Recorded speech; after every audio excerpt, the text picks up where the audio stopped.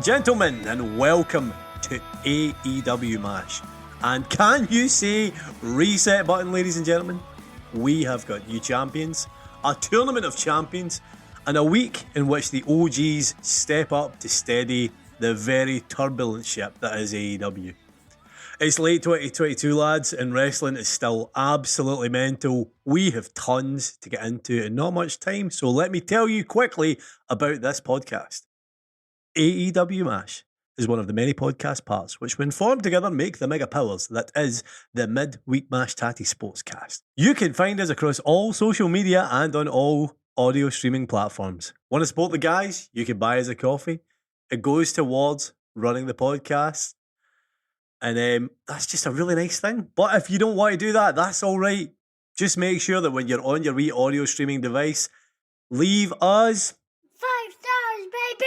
Boom! Thank you very much. And as always, we are joined here today by my two friends who love a bit of the good old graps. My friend Mick and Hulk Harvey, brother. Yeah, brother. Brother, how are we doing? Anyway, lads, we all right? We've just obviously recorded some MMA Mash there, so we have a good weekend for that. How are we feeling on the wrestling side of it, though? That was a bit of a week. Aye. It's been It's a bit. eventful all around, isn't it? Mm-hmm. It definitely is, man. It's out there. It really is. We're deep into 2022 now, as I've said, and we're deep into utter wrestling madness. I don't even know where to start again, lads. Obviously, last week's podcast was based around I would probably just call it a nuclear bomb, which was what your man Phil let off in the AEW scrum post pay-per-view. This week we had a very different opening to AEW television. We opened Dynamite with the president and founder Tony Khan with his happy wee excited face, looking a bit less shell-shocked now, thankfully, telling us about what an exciting week we were going to have. He informed the audience watching all over the world that the Trios titles and the AEW World title were now vacant, and there would now be matches moving forward to crown two new sets of champions. Yep. First up, the Trios champions was a match between Death Triangle and the Best Friends. That was to crown the new Trios champs. We'll get onto that. The bigger news, of course, being the World Championship picture. We have a tournament, which I think it's the Champions of Champions tournament, or whatever the hell it is. Everybody's been a champion, essentially, that's been in the tournament before. So on one side, we have Bryan Danielson and Hangman Page in a qualifier. The winner then goes on to face Chris Jericho. On the other side, we had Darby Allin and Sammy Guevara. The winner of that then went on to face Jon Moxley. We'll then have two of these matches going forward, and the winner will meet at AEW Grand Slam at Arthur Ashe Stadium to crown a new AEW World Champion. Thoughts first, lads. Thoughts first on that. What do we think on that tournament structure? Do we feel this is the right step forward? I mean, do they have a choice? Would be my first question. Take it away, lads. What do you think? I don't mind it. It's a bit more exciting than just being like, oh well, another interim. Yeah. I think this is I don't mind it, and the fact that everybody who's in the tournament has been a champion as well in some form. It's pretty cool. There's legitimacy on it, I think, more than anything else, doesn't it? Like, So, for me, I think we lie somewhere in the middle. I think CM Punk's case with the world title, definitely the right move. Not only has he caused this situation, he's also torn his tricep. I don't know if that's been confirmed, but he's definitely torn a muscle, but I'm pretty sure it's his tricep. I think it's just about. It's been confirmed now. So he's going to be out for months. Again, longer than his last time out with a foot injury. So an interim title wouldn't sit right at all there. So stripping the title, going to a tournament format makes a ton of sense. And I think going with the Tournament of Champions style, it's something a bit different. It's something that doesn't need to run on too long. I think it would have been great to do kind of more G1 style and have like pretty much the full singles roster. I think that would have been cool, but it would be a lot to manage. So I think under the circumstances, it's the right call there. With the trios belts, that's an interesting one. I suppose it depends how long they're expecting this independent investigation thing to run on, and it would depend on a lot of information that only sort of Tony Khan and Tony Schiavone and a few others are kind of privy to in terms of what the thinking is for punishments and the like off the back of this investigation. I kind of wish they had held off on the trios belts a wee bit, but at the same time it lets the division move on, because obviously they've only just sort of formally announced the existence of the trios division, so you don't want that to die away, I guess. So I suppose it's the right decision. I don't agree though that was the right decision to just go straight into a match. I would have rather have seen, I know we've just had obviously a tournament to crown the initial champions, but I would have rather have seen some sort of mini tournament using maybe the everybody that made it to the semi-finals plus another team to even it out. Then they go into like a wee mini tournament. So as the winners crowned at Grand Slam as well as the world title. But I think under the circumstances, Tony Khan and co have did very well. They pulled a really good Dynamite out of the hat. They really had no right to be able to do based on everything that happened.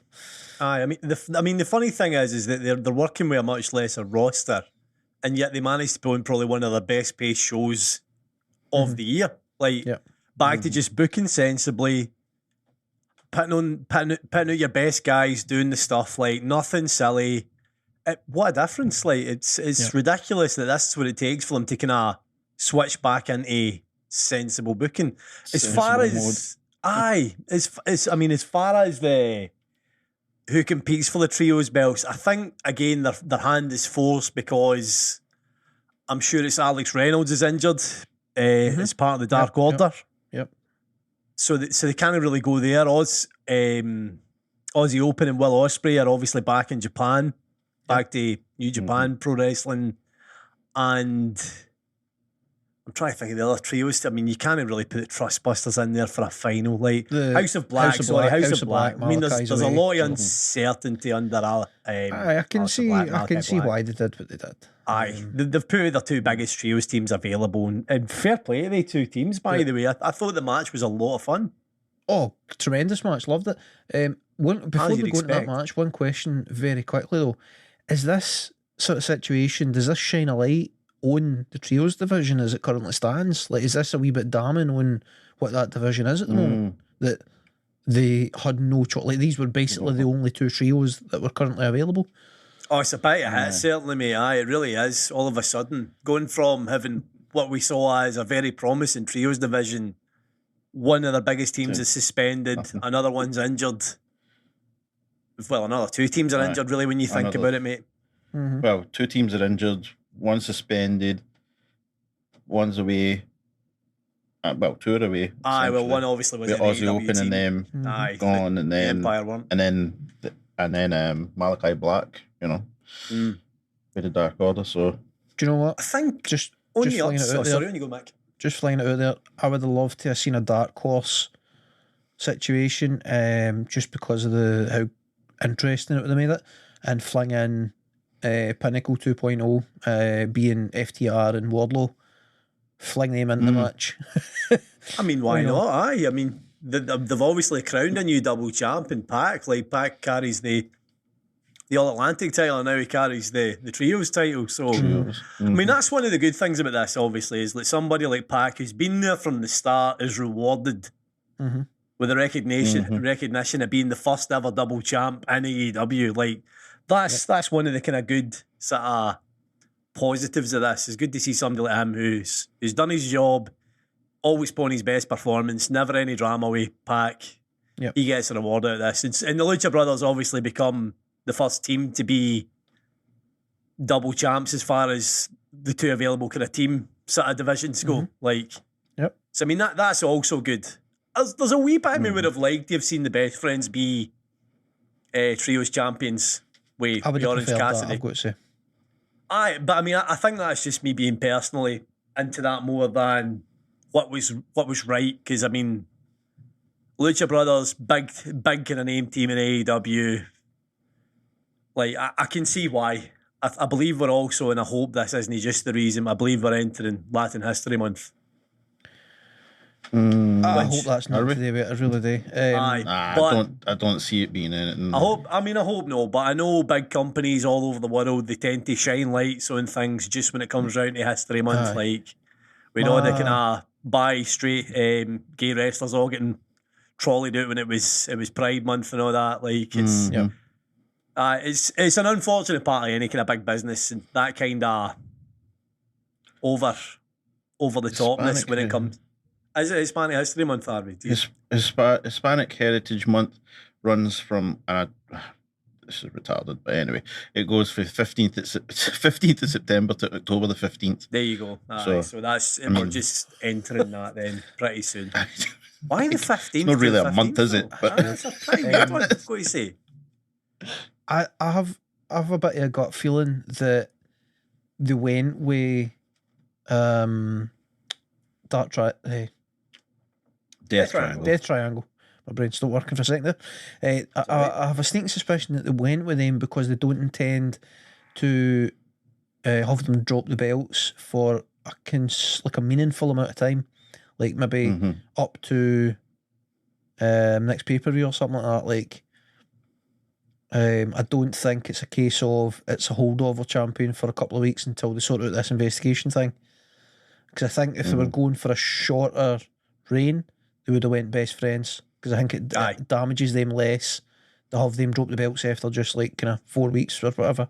The lesser team certainly, mate. And I mean, that's a good bankable thing every week. Like if you're a bit short on the booking side, as you chuck out the Lucha Brothers and Pac versus 3 good wrestlers, and you get fun for 10 minutes. Effectively, like it's a good kind of showcase of look at all this great wrestling we've got, sort of thing. I was just going to say as well. I mean, this is one thing that I love about Pac now being a 2-belt champion. He's now 2-pack. I saw the memes with the album cover. Go, you love it, man. Oh Christ! Right, just to jump quickly off of the actual wrestling and into the return of MJF. So MJF returned with Josh Allen, Buffalo Bill Shirt, playing to the crowd. He did the CM Punk, putting himself in the crowd as he's walking down the aisle. He cut the most ridiculously cartoon babyface sort of promo. Which the crowd bought, by the way. Oh, of course, they loved it. They ate it up. I mean, I went, why is he doing the fake face thing? Oh, Christ.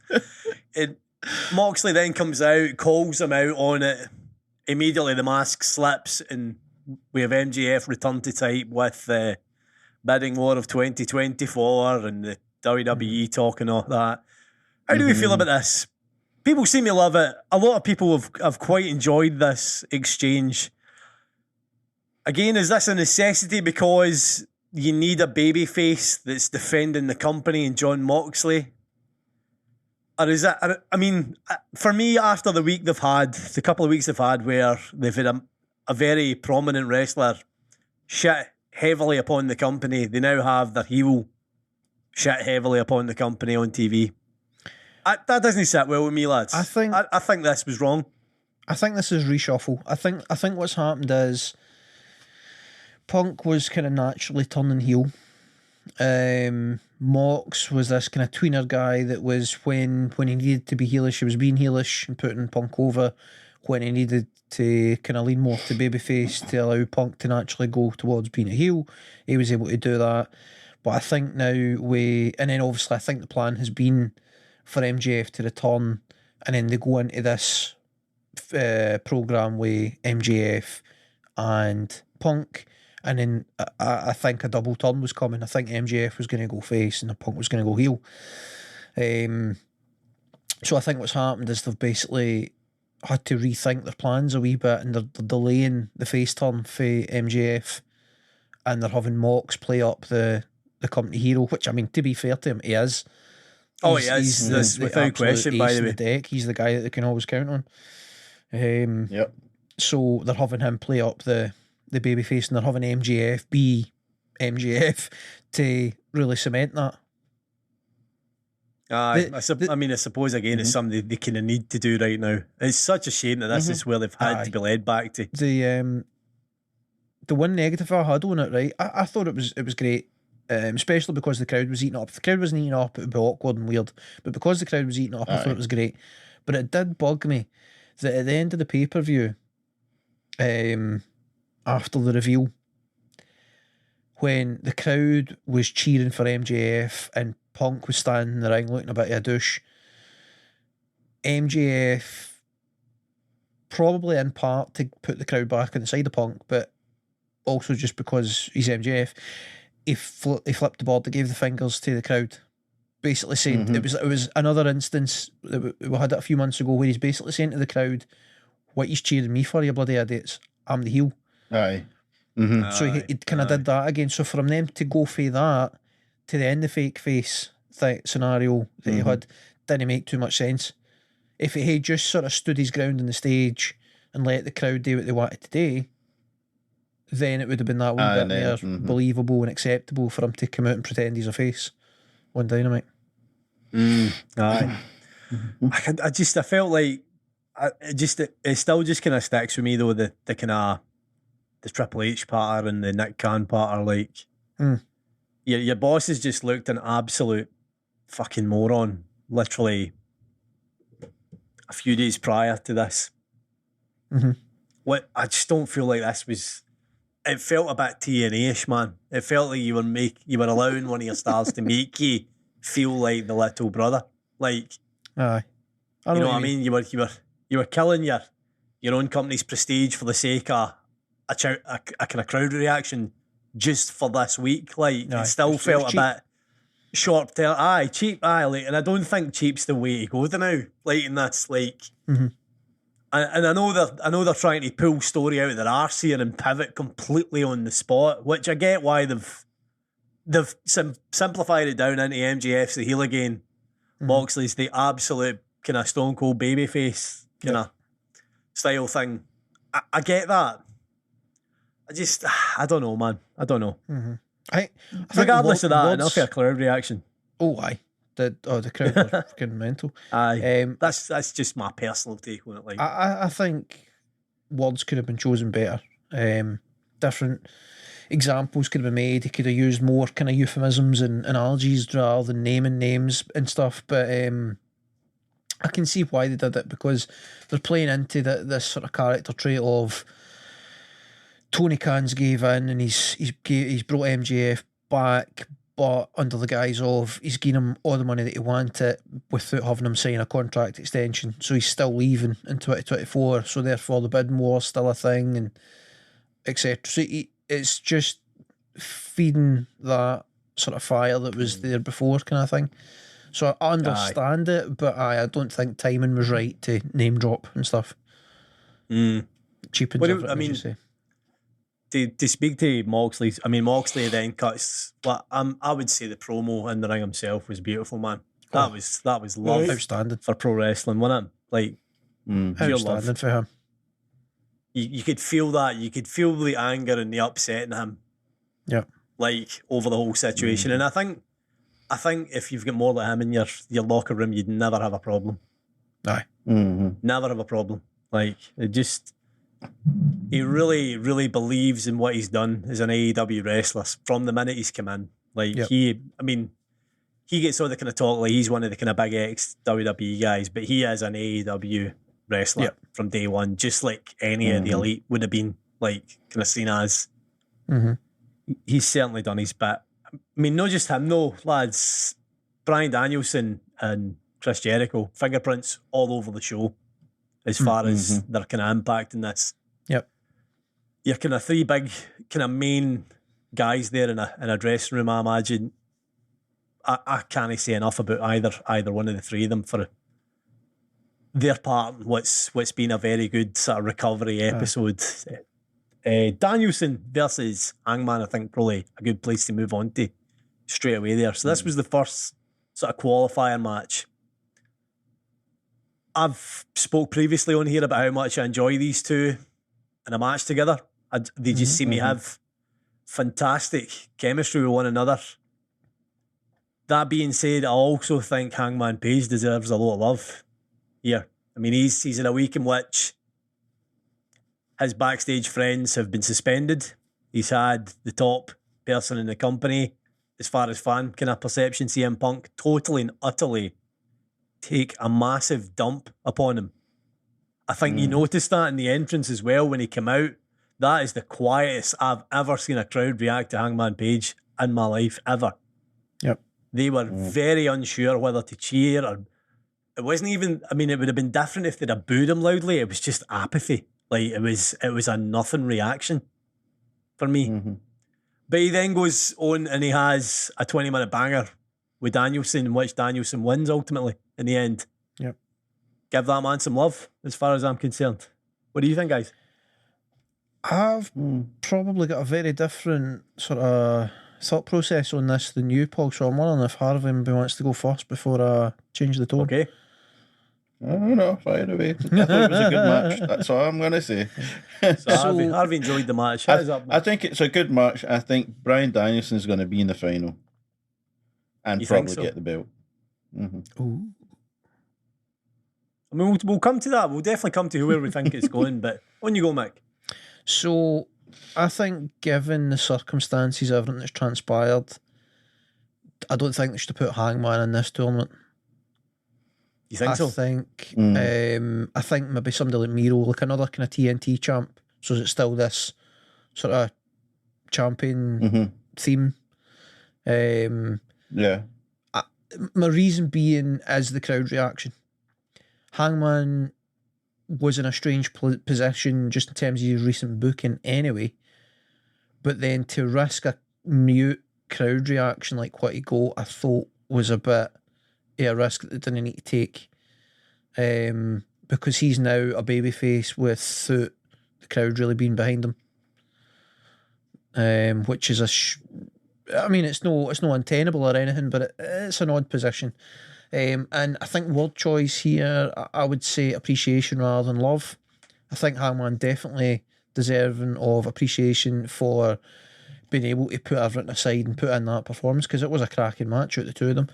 But I think it also does the two of them disservice because certainly I mean, I don't know about the viewing audience at home, but the live crowd knows into it as they would have been had this match happened at a time where Hangman was as over as he used to be.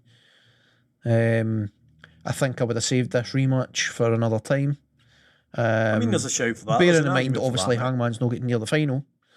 I would have saved this for another time and flung somebody like Miro or somebody into it. Especially since, obviously, with Malachi seemingly being done with AEW, and that blows up the feud maybe it doesn't blow it up, but it alters the feud with House of Black and Miro and Darby and Sting. So Miro could have been doing with something else to do, basically. So I think he would have been not necessarily a better choice, but possibly a more sensible choice at this time. I mean, the fact that they didn't use Miro in this does... Again, you wonder when they ever pull the trigger and Miro at the top of the card. And like WWE, they are missing the boat in this, man, as far as this unstoppable monster. I think the problem with this is that they need one of their leaders as champion again to steady the ship backstage. They need one of their examples as champion, whether that's Jericho or whether that's Danielson for the first time or whether that's Moxley again. I don't know what one they're going to go for. So I'm thinking that's why they've kept Miro out of this just for now. And obviously there's a looming shadow of MJF, which you assume is going to win the belt very soon. It's bad timing, unfortunately, for Miro in this sort of thing because, again, like you say, he's one of their main great heavyweights that seems to never quite get featured up the very top of the card. That is a shame. I get what you're saying, where it's a risk they need to take, but then it's a risk they now have taken And Hangman has shown that not only is he still a fantastic wrestler, with one of the best in the world, but he is very unlike CM Punk said. He's professional enough to go out and do his job, even with all the drama. For me, like, even with all the kind of stuff that's going on in the background, Hangman Page turns up and does his work. I could poke holes in that, but I'm not going to. I don't think it deserved a service. So I'll leave it there. But I get what you're saying, man. I get what you're saying. He definitely deserves credit for no succumbing to the drama, if you will, and just getting on with it. There's a professionalism to that. I'm reserving myself here. Moving on to so how the tournament's going to play out. Aye, right. Let's have a wee look at that. I have a suspicion. So Harvey, you said you think Danielson's winning, right? Aye, because it would be a great feud with MJF after. Interesting. MJF hates ex-WWE guys. Yep, this is true. Bryan Good Danielson point. is one. He's previously stated he's better than Bryan Danielson. So. No mad at that. Aye. I think, I know obviously they're pretty much polar opposites. And then Bryan Danielson's very much a face, and MJF is just fucking heelish heel. Do they also go with option 3 though? And MJF also stated that he can cash in his chip any damn time he wants. Which I think to quote him pretty much exactly there. Does he put himself forward as the third entrant in the final at Arthur Ashe Stadium and make it a triple threat match? I don't think so. I think what's going to happen is Chris Jericho is going to win overall. I think he beats Danielson. I think he goes on to win. I think he probably cheats his way there all the way along. I think the storyline with the Youngin just won the pure title. The Daniel Garcia. Daniel Garcia. I think that storyline will play a factor in it. And I think ultimately what we'll have then is a programme with MJF moving towards his face turn, and then rather than Punk moving towards his heel turn, you've just got heel Chris Jericho taking that place. They've got history together. Jericho will probably be more than happy to put MJF over when the time comes. It's Jericho's already a heel that people are starting to get sick in the current sort of situation that he's in. With the really over the top cheesiness of the gimmick that they're working with there with the superstar thing, rather than wrestler. So it makes a lot of sense to me, and that's certainly the way I would go with it.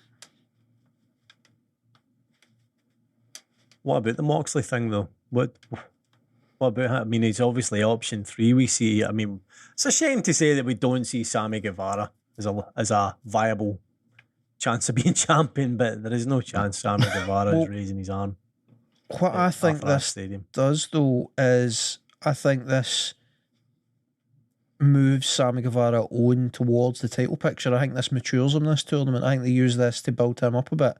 I think he'll go on to have a fantastic match in the next round, and potentially a bit of cheating again. Maybe he's the guy that goes on to the final, and then I think you start to create a bit of heat between Sammy and Jericho that will pay off. It might be next year or something, but down the line, I think Jericho will put Sammy Guevara over in a match, and that's what's going to propel Sammy Guevara on to being a legit contender and possibly turn the face again. Maybe, I mean, I take a lot of work to turn him face right now, man. Oh, it's a while away. Sammy and Ty get heat like nobody else in front of a live crowd, man. Wow, is there a lot of anger towards them? Just to quickly talk on that, obviously, that was Rampage's big sort of feature match. Spoiler alert. Sammy got a one. I mean, we've already talked. I mean, if you're listening in Wednesday before the following Dynamite, you've heard the result, ladies and gentlemen. And if you've known, where the fuck have you been? I'm sorry. But Sammy Guevara did face Darby Allin on Rampage, opening the show. 15 to 20 minutes, pretty much a classic Darby Allin versus Sammy Guevara match. This was number 4, I believe, and I think they're now set at 2 each as far as sounds right. wins go. This one with a wee bit of sports entertainment, sort of skullduggery at the end with Anna JAS interrupting. Darby took what can only be described as the suckiest bump in the world on the wheels of his upturned skateboard. Yep. That was after a bollock punch as well. So he had a double shite kind of afternoon, as it were, as far as his wrestling kind of day went. Sammy Guevara wins. Yep. Decent wee match here, though, wasn't it? Really, it was, cracking again, back to what you know AEW is good for. I think that again, that was the reason these two were in a kind of a qualifier with one another. You know what you're getting with Sammy Guevara. You know what you're getting with Darby Allin. Props to them for the cutter spot on the outside. Darby diving through the ropes with the tope. Guevara catching him. Oh, gorgeous, wasn't it? Cutter. That was one of the smoothest cutter. What would you call it? Counters. One of the smoothest cutter counters you'll ever see, man. It was lovely, man. It was absolutely lovely. I mean, props for the reaction time, because when Darby's suicide diving, by fuck is he diving fast? It was at speed, man. Like you've got to adjust your body around at top speed. It's becoming one of the best matchups in AEW just for that reason, man, is that they can put on one hell of a show. Yep. Like, and they're getting better and better and better as the years go on. Like, they're now very smooth young wrestlers as well as being very acrobatic and very fast. Like, it's going to be one of these matches in years to come that you say, by Christ, they two are just like they just get it. It's awesome, man. Lots of fun. Well, let's drop kind of back down the card here. At All Out 2022, we had, as we discussed, one of the kind of shocking, kind of great successes of the pay-per-view, which was Swerve in Our Glory defeating The Acclaimed. The Acclaimed come out, Max Caster, Anthony Bones, Big Daddy Ass. Max has his live mic ready to go. Yo, and it's cut off. And Swerve Strickland comes out and wastes everybody's fun. And the crowd boo louder here than at any time in the night, effectively, for Swerve. Go to love it. I don't quite You've now got a understand story it, of this. that Swerve and Our Glory are effectively heel now. Oh, they definitely are.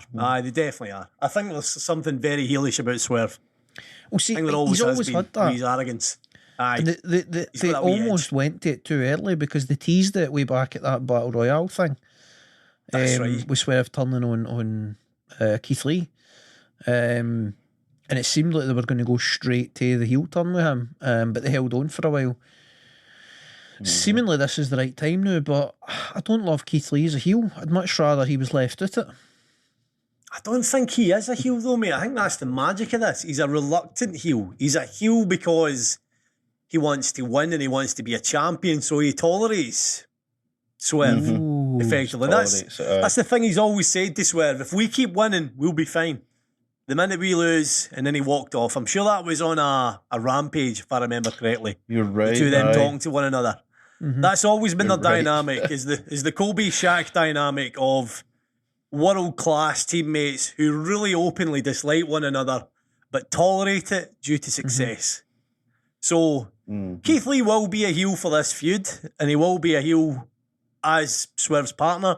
The minute they drop those belts, though, you've got your ready-made feud straight away. Which ready to go into. That's happening after Ash. I feel like that. I mean, Claimed are going over there. Aye, and I think this is the best time for it. Like, it's a monster crowd, 20,000 house potentially again. The Acclaimed are from the New York area. It's going to be it's going to be a roof lifting moment, and then you now have two singles wrestlers who are ready to go up the card as far as singles pushes go. I mean, Keith Lee, like, he is a one in a lifetime kind of athlete. A super heavyweight that moves at the speed of a hybrid light heavyweight. I'd get him up the card. There's been nobody like him since Big Van Vader. No, exactly, mate. Like that's what he's like. Like Vader, Bam Bam Bigelow, these monster men who can jump and flip like much smaller men. It's perfect. And funnily enough, this kind of situation that we now have with all the drama we see in Punk, the injuries to Christian, there is a big massive space for the likes of him and for Miro to now move up the card and get used properly. Like, this is the time and the opportunities there for Tony Khan and whoever's helping him booking to get Keith Lee up the way now. Go to love Swerve though. I really do love Swerve's character as a heel. I love the cockiness of him. I don't. I've got to say, I really don't. But then that works as a heel. Like, then is that aye? But then that's liking it. him. Me not liking him was just meh when he was as a face, but as a heel, then that's all the better. I don't like him. I think him being a heel fits him like a glove, man. It really does. So, since you mentioned Christian when you're talking about injury talk stuff, right? Yep. I'm pretty sure we're all in agreement that under the circumstances, great, like well worked what they did with the pay-per-view in terms of the return of Luchasaurus. It was heel all along. That leads to Christian winning the match. But obviously, there's chat that he's got a very similar injury to CM Punk and he's going to be out of action for months as well. Aye, tricep tear, and it's 6 to 8 months he's now potentially missing. What the hell do you do there? I mean that's horrible luck. Obviously, you had Jungle Boy cutting the promo on Luchasaurus, and I take it that is the direction they now potentially go, which is a feud with Luchasaurus, which is a shame because that's a kind of low second to what we hoped for and what they seemed to be doing, which was Luchasaurus acting as a mini boss for Christian as the big boss. Yep. It's shite luck. It really is shite luck that this is what's happening here, and they now lose what was potentially a good continuation of a feud. Like it's really, really, really shite luck. I think for my money, I think you keep all three of them off of telly now for a wee bit, and I think you have a kind of a bit of an ongoing Rocky montage, and you build Jungle Jack Perry rather than Jungle Boy. You build him up to a point where you have a match probably known to the pay-per-view or something, like really stretch it out. Eventually have the match between Jack Perry and Luchasaurus, and well, maybe even you'd possibly they got away with doing it twice, so have him get beat the first time, but he's still Jungle Boy at that point, and he has to come back as Jungle Jack Perry to get the job done. Aye. Maybe they can do that and eke it out long enough, but it's a shame. It really is. It's a real shame that this is what's happened. It really is. That they're kind of forced again to kind of book against the plan that they obviously had, effectively. Yep. It's been a very weird year, like I said. Considering this time last year, there was so much positivity, all of the kind of opportunities that were presenting themselves, and now they've got all this kind of uncertainty run about things. It's like I says, the fact that they put such a good episode of Dynamite is an absolute miracle. Hopefully they keep it going. Yep. You know what we've not talked about yet, lads, though? And maybe it's because it kind of took second place through the night, really, with all the kind of other stuff. The main event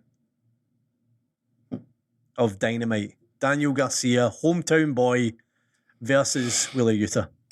One thing I want to say before we get started, and this is just my personal opinion.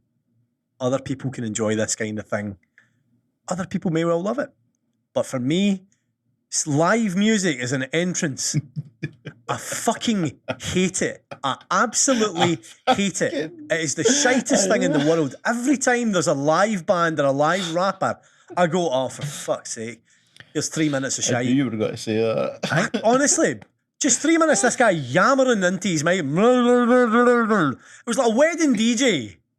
I think on occasion, I'm sure he's really cool, this guy, and I like the guy's song. I like Daniel Garcia's entrance song. Just play that. On occasion, I think the live performance with the entrance can 1 in 50.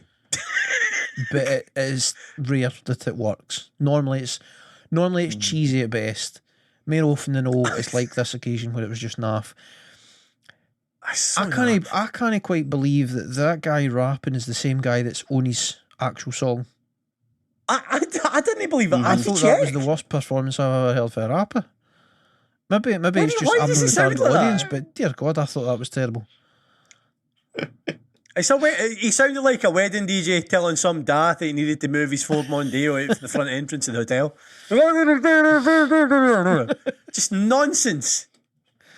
And everybody's going, oh, and that brilliant, the rapper's so good. And I'm thinking, you fucking liar. There's no way you think that, Big Excalibur. I don't believe you. Not even slightly. It was about. Aye. I have to call it out, lads. I'm sorry. It's one of my big bugbears. The performance wasn't the greatest. I didn't mind that he'd done it right because obviously Westside done his free Buffalo. He's Buffalo, obviously. He's a Buffalo guy, obviously, isn't he? Aye, and then obviously Garcia as well. So I get why, but his performance was was not up to his bar. Neither it was. Aye, I was the same when he was going down. I was like, what the fuck? He was off. Like you could tell that he was. He just wasn't hitting his keys in time. It's unbelievable. Unbelievable. Oh, well. Just wasn't for it, man. Took me right out of the match for the first couple of minutes where I'm like, I can't get over how bloody naff that was. But whatever, man. The match itself, though, lads. How do we feel about it? How do we feel about these pure rules continuing? We're quite happy with the structure of the match around the pure rules. I quite enjoy the pure rules and the pure division.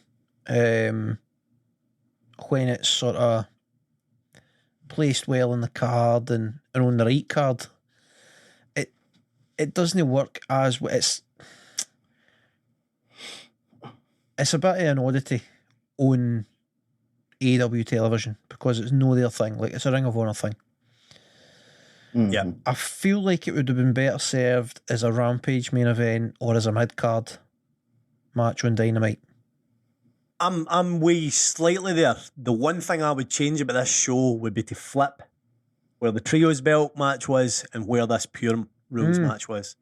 I think starting with your hometown hero immediately after this big shocking announcement would have been a better place for this match, and then you end with a ridiculous cartoon violence that is a trios match. Yeah, that's the only thing I would have changed. Aye. Definitely. I felt like this was too technical and serious after an exciting Dynamite. Aye.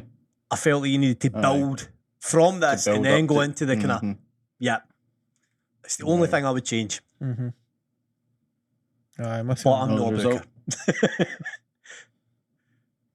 That's the booker's decision ultimately, obviously. Paul was saying he wouldn't change anything about it, and I said, no, not even the result. Nah, I don't mind Daniel Garcia being the champion as the Pure Rules champion. I quite like it. I know you guys are maybe kind of done with the kind of who's your dad kind of feud that we've been having over Daniel Garcia. But I like the end. I like the kind of respect between competitors from Utah.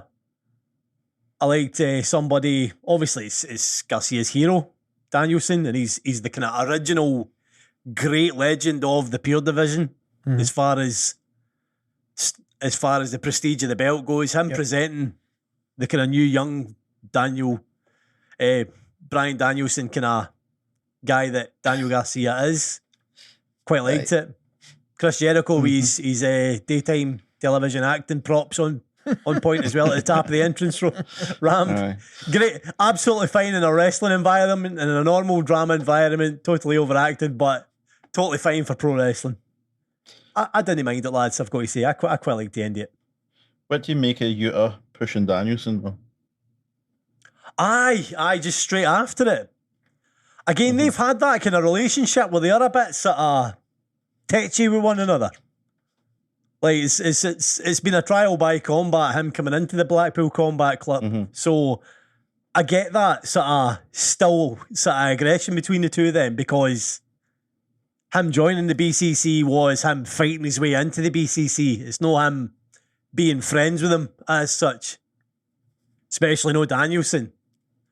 Like if you remember that classic moment where it was post Moxley versus Utah and Regal slaps Yuta, and as Yuta reels forward, all you see is like it's like the three-headed dog sort of thing, if I remember correctly, where you see one smiling head that's Danielson's and one angry head that's Moxley's.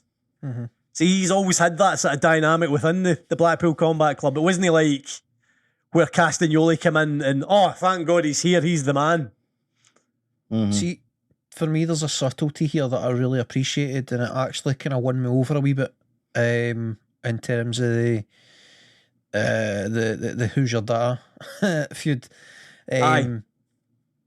So the story with the first encounter under the Pure Rules with Garcia and Yuta was that Yuta was utilising the rules and he was wrestling as a pure wrestler, and Garcia was battling with his kind of inner demons, and he was wanting to just fight and be the superstar rather than the wrestler and no use the pure rules, and that's what come back to bite him.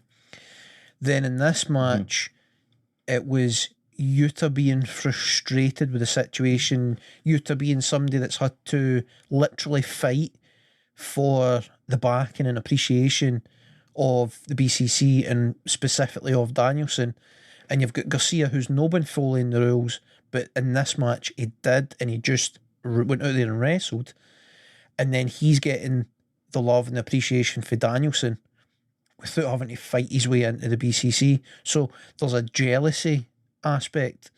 That tea, man. That tea. The fact that Danielson mentioned Garcia the first time he was talking. It makes the whole thing really interesting.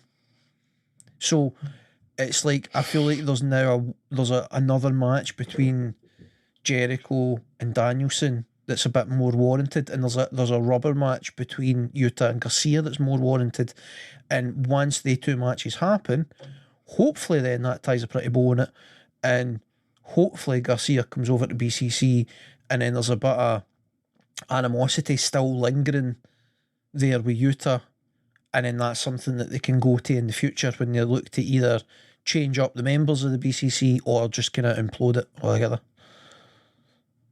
Good point. It's one good thing about this pro wrestling versus sports entertainment feud. It's definitely continuing the rise of those two young wrestlers. Aye. Like, as far as notoriety goes, they are hugely benefiting from working with who they're working with. See, while we're talking about them, right, there's a couple of Twitter accounts that I follow that have been kind of pushing the narrative of put the gold on Jamie Hayter in the women's division, obviously, ASAP. If you want to save the women's division, put the gold on Jamie Hayter. And then there's also then been one of them also calling for Jamie Hayter to join the Blackpool Combat Club as soon as possible. That when we spoke a while back, when the BCC was getting formed, we spoke about potential members and we spoke about potential women to join, and one of the names that we all were in agreement on was Jamie Hayter. We thought that at some point, it was Harvey that said that originally, wasn't it? I'm sure it was you that said that originally. Could well have been, aye. And the basically our kind of the thing we settled on was when the time was right, she would be a perfect member. And I think we're approaching that time. I think she could make a very good, I'm not saying it will happen, but I think she could make a very good sort of first female member for the BCC. Because obviously we're approaching the feud between her and Baker. That is coming soon. Oh, they showed that during the episode, the sort of, I think it was originally on the Countdown to Buffalo show that was on YouTube, where it was Jamie Hayter storming past Britt Baker. And then obviously they have the match with Tony Storm and Penelope Ford, which really didn't forward any sort of story really, other than look, here's the women's champion. Aye, again, surely you want to go into story straight away. It's the one thing with AEW every time, like they just don't seem to help themselves with the women's division. I get the feeling that they're wanting to push Kip Sabian and Penelope. Is it Penelope Ford? Is that right? Yeah. Ford. I get the feeling they want to push the two of them because Penelope Ford just recently came back. I think she was out doing some acting or something, and she just recently came back and she's won a couple of matches on the dark shows.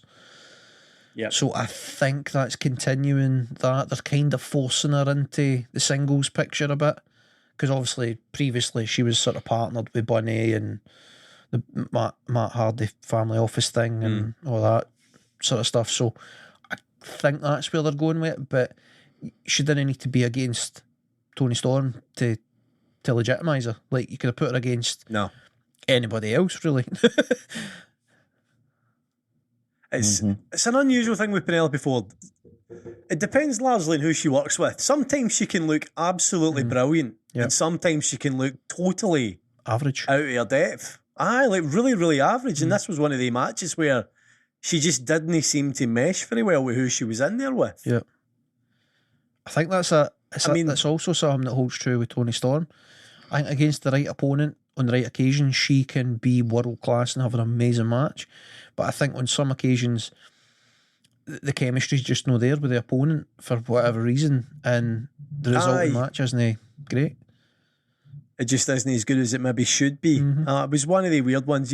I genuinely, they need to get forward with the story now in order to make this worth watching. Like, I take it that's where they're going next week. I mean, that was announced during Rampage that there'll be a tag team match again, and this will be Hikaru Shida and Toni Storm versus Britt Baker and Serena Deeb. Quite happy to see Serena get a bit of TV time.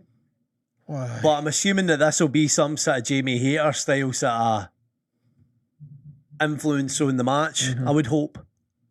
Because they need to go forwards with this very quickly. Yeah. In order to make it worthwhile. Like, they have to make this worthwhile. Like, I don't care that it's no the Champions feud, but it's one of their biggest stars feud, and it's one of their rising stars. Like, let's do something that folk want to watch, man. Like, it's so frustrating with the women's division. Even in a good week. Like, you're wondering why this is the match. I think that they put on. If there's any chance of Thunder Rosa coming back anytime soon, like this side of the pay-per-view, which pay-per-view be what, towards the end of November or something? Full Gear is in November. I believe it's early November. Early November, so is it? They've got a couple of months. A couple of months to it. Interesting. No, it's really no when you think about it.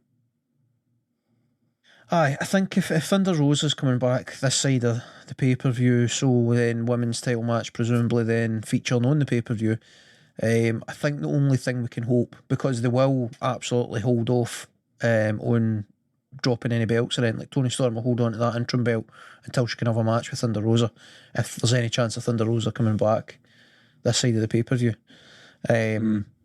Then I think the only saving grace, the only thing we can hope for then is that off the back of that we get some sort of situation where it's like maybe I don't know, maybe like a four women match, or maybe it's just a triple threat. So it's like Toni Storm may or may not be in there, and then you've got Thunder Rosa, Britt Baker and Jamie Hayter, and then Britt Baker. Aye. You go back to the thing that's kind of broke them apart and upset them. So you have Britt Baker is set to win the match, and Jamie Hayter can interrupt, and then she can steal the victory, as it were, and she can become the champ. But it's all kind of pinned on what exactly is happening with Thunder Rosa, and there's a lot of rumours flying about her. Lying about her injury and stuff. So there was one about her requesting a raise as well. God knows what's going on. It was her husband that actually shot that down, saying that was utter bullshit and all this. It's an interesting time for old Thunder Rosa. It really is. I think lastly, just before we go, a wee couple of minutes on the Rampage main event. Obviously, there wasn't really much going into this. It was for the Ring of Honor World Title. Two big ass workhorses putting in the work. Yep. I mean, with that kind of match, you know who's winning going into it. Yep. You know Claudio Castagnoli is not dropping the belt to Dax Harwood. However, a great match, a lot of fun, fantastic match, great physicality, man. Like I've said, Dax deserves to be in the conversation for Wrestler of the Year. He might narrowly lose it to John Moxley, I think, just due to the carrying of a company that John Moxley has had to do outwardly. Yep. But on a match-by-match basis, Dax Harwood is the absolute man. And this was a lot of fun, lads. I thought, just quite happy to give it his flowers. I think if you're going to do a title match where, like, you know that the champion's retaining, this is what you've got to do. It's going to be a barn burner. It's going to be a really fun match, so that it's worthwhile then. Yeah, they did more than enough here, lads. It was great fun. Good wee enjoyable match for me to watch while I ate my breakfast on Saturday morning. Certainly. That's when I watch Rampage. Being from the UK, it's best to do in the morning and not at 3 in the morning. Obviously, Harvey, you're a different script over there, mate. You get the chance to watch it live more than us, so you do. But I mean, I largely think we have covered everything this week as far as AEW goes for once. Actually, good for the shows to be a bit better paced, so there isn't as much to get through in a week. So props to you both, guys. We set out, we achieved it, we nailed it. Anything else you want to quickly mention AEW wise? We came, we saw, we conquered. We've 12-6 elbowed it into the submission. only thing we've not conquered is Malachi Black and House of Black. What happens there? Personally, Very little mentioned. Personally, I would love to see. They're going to have to do some sort of moving and shaking, some sort of I don't know, character work, something to make it work out long term. There's a wee bit of furniture moving needed here. I would love to see Brody Lee take the mantle as the Brody King, even Brody King. Brody King. I bet a shot. Two Brodies, man. Jesus. I would love to see Brody King take the lead. Even if they kind of cut promos talking about like the Shadow King, or like kind of allude to Malachi but without mentioning him in name, kind of thing. I'd love to see them continue on, because I think him, Brody, but that name Brody's killing me. Buddy Matthews and what's the lassie? Julia Hart.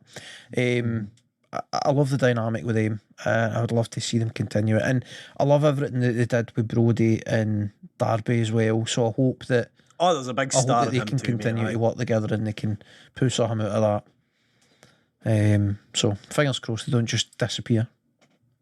No, definitely no, man. Give me some more House of Black. Like, even if it's without Malachi Black, they two guys are too good to be abandoning that faction. Yep, I think you can add to that faction as well. Any potential recruits? Darby. I mean, there's a 100%. Darby Allin would be epic. Darby Allin. Who did you say? You maybe need to make them more kind of tweeners rather than heels, because the fans. I don't think the fans are ready to hate Darby Allin. He's so unique. So I think they have to kind of lighten up a wee touch. And probably they can still have their atmosphere. And keep everything that's great about them. Just book them more as tweeners than as the heels. As heels, aye. I agreed, lads. Absolutely agreed. Agreed. Well, ladies and gentlemen, as always, we are followed on by Harvey leading the podcast, and that will be Moto Mash. Moto Mash. Hells yeah, we've got Monza in Italy to talk to you about, and another race in which cars went really fast. Like they do every week. Every few weeks. Most of the time. They're on a wee break after this for a while. We've also, as I've mentioned before, got UFC 279 to speak of, which was the end of a certain legend's career within the UFC, Mr. Nate Diaz. Loads of fun there. They're always in the same old place, ladies and gentlemen, so hit the wee button, hit play, sit back, get a beer, take off your trousers and just enjoy. Enjoy. The trousers bits up, no people. I mean, if you like our voices that much. So you don't need to don't take off your trousers if you don't want to. What if you do? I'm not caring. I will not see a thing. We are out of here, ladies and gentlemen. Love ya. Bye. Stay classy. Driver, goodbye. Stay classy, San Diego. San Diego. Bye bye, driver.